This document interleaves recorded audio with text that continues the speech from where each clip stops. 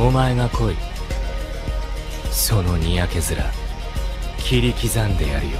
We've had hand-to-hand fights and gunfights, so how about sword fights for a change? Swords are cool, that's why. That, and I think the sword fights create a unique opportunity for choreography that the other types of battles don't. And what better item to represent anime than good old swords of all variants? Let's not waste any more time and get slashing with the 10 most impactful sword fights in anime. Let's begin with Yato vs Rabo.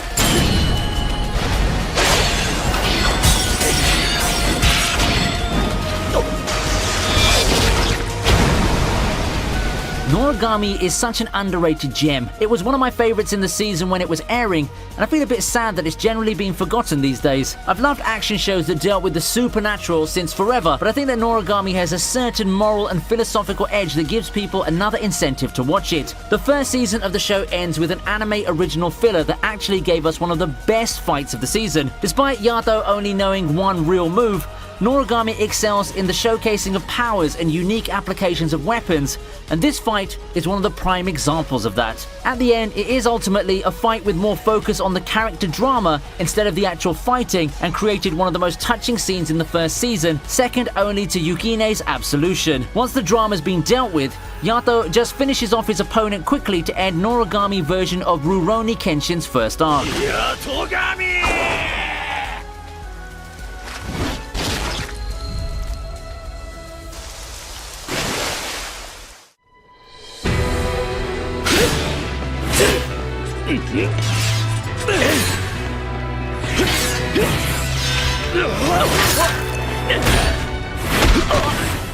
Garo's that one niche show that gave us some nice and flashy fights. Unfortunately, it doesn't seem that a lot of people have seen it, so perhaps this fight can convince you to give it a try. We have what seemed to be a simple fight between Alfonso and Leon, two characters who end up shaping the narrative in major ways going forward. However, everything starts off small, and before they fight in the climax, they get some one-on-one time. In terms of stakes and the sheer power being displayed, I won't say this fight is the best among those in Garo. However, in terms of animation and ambiance, I don't think that even the climactic fight comes close. I just want to give a shout out to the guy who directed and designed this sword fight. Such an underrated gem in an underrated anime. It would also help to set the tone for the eventual confrontation near the finale.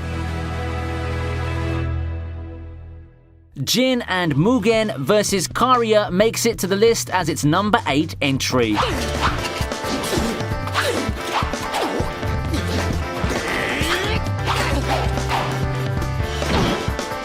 I didn't expect hip-hop and samurai to make an amazing combination, but what we've got here was one of the most unique shows out there in terms of swag and flair. The show actually has a lot of cool fights, but I think that the battle against Karia is the best one among them. Samurai Champloo fights are really oozing with character, and such can be seen in this conflict. You have three very badass swordsmen, and you can really tell how unique their fighting styles are just by watching this fight. You don't even need context, and you can just tell what these characters are like by skimming through the battle. It's just so fluid and smooth, perfect for what Samurai Champloo prides itself on. The crispness of the fight has aged so well, and I think this kind of animation is one of the key reasons the more veteran anime fans still remember Samurai Champloo so fondly to this day.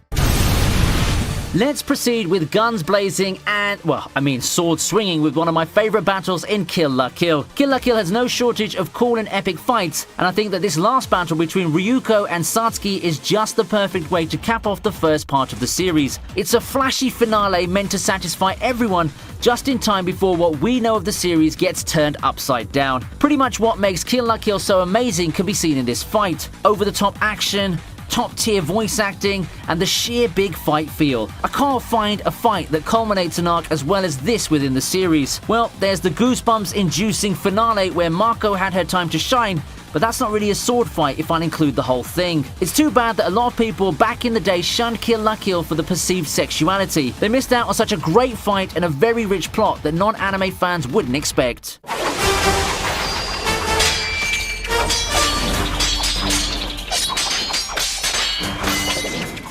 When one thinks of Naruto, one doesn't really expect a lot out of sword fights. People expect the crazy powers, the super enhanced hand-to-hand combat, and other stuff that technically don't qualify as ninjutsu, honestly speaking. However, in between the wild powers, we do get some good old sword fights here and there, and one of the best ones, in my opinion, is the one where Killer Bee and Sasuke face off. It may just be me, but Killer Bee represents Sasuke's first real test that's not his brother ever since he got his own faction. A battle between the Eight Tails and Sasuke's eye powers would have given people expectations, but what I didn't expect back then was a cool sword fight. It's also surreal to see Sasuke and friends just get wrecked in this fight. The plot armor seems to have been removed for Sasuke, and the whole group simply get their asses handed to them. Of course, shenanigans have to come in to extend the fight and push it to the next phase, but it's no doubt that this fight really helped push Killer Bee and made him look like a far more impressive fighter than people thought, whether with his magical powers or with the sword.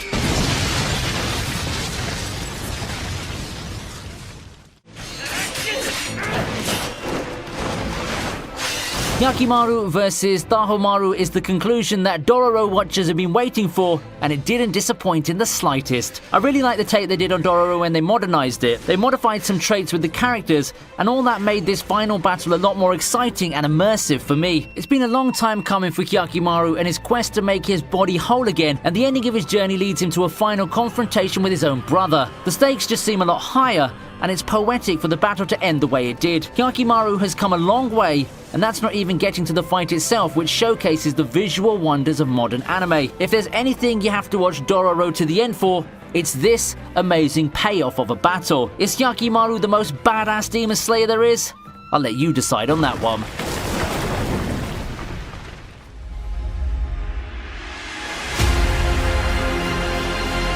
Heaven's Feel is just a treat for the eyes. With all the fake media out there, Saber and Berserker had their fair share of skirmishes with one another. Among all of them, I think my favourite one is the Heaven's Feel version. You wouldn't expect someone as big and burly as Berserker to be this agile, but he was able to match Saber blow for blow while simply showing his combat prowess, one that ends up being more than what Saber can handle. This Berserker is just a lot more cunning and skillful than what anyone would expect. It's truly an impactful fight in both story and meta sense. In universe, it represents Ilya's official entry as a formidable master. As for us, the viewers, it's also not every day that you can see animation as flashy and breathtaking as this. Seeing the movie at the cinema was a real treat too, and I think this fight really helped set the tone for the rest of the movie, which is great because the Heaven's Feel movies are just a wild ride the rest of the way.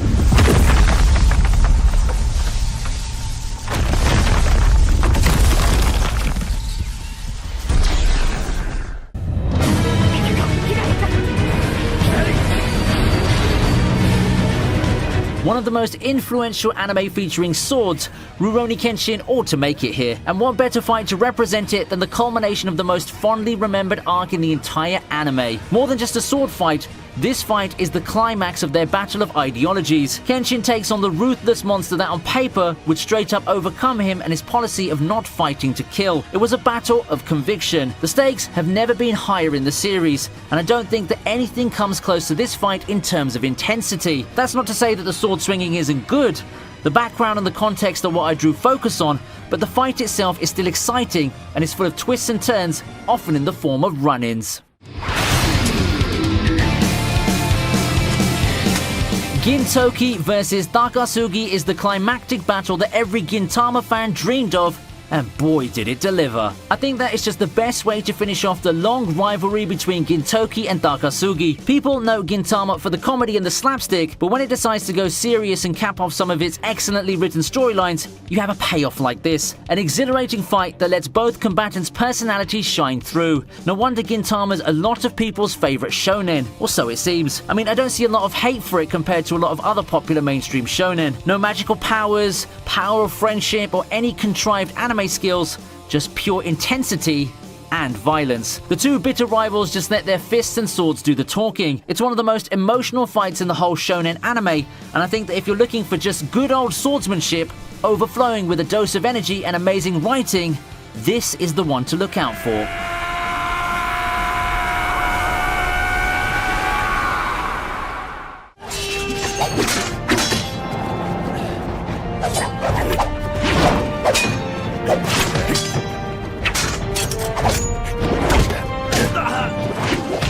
Nanashi versus Luo Lang makes it to the first place on today's list. I think that it's fitting to have this fight on this list. Yeah, I know I've talked about this fight a few times now, but even through a decade and a half, this fight is still one of the best sword battles out there. It's aged beautifully, and much of that has to do with the production values and passion that you can see from the animators. It's yet another captivating fight brimming with emotion and enhanced by the beautiful visuals and sound production. The ambiance is perfect, and that's to be expected from a theatrical production of this scale. Would it be fair for me to say that this is one of the most impactful sword fights because it just raised the bar for the rest of them? I think it definitely is.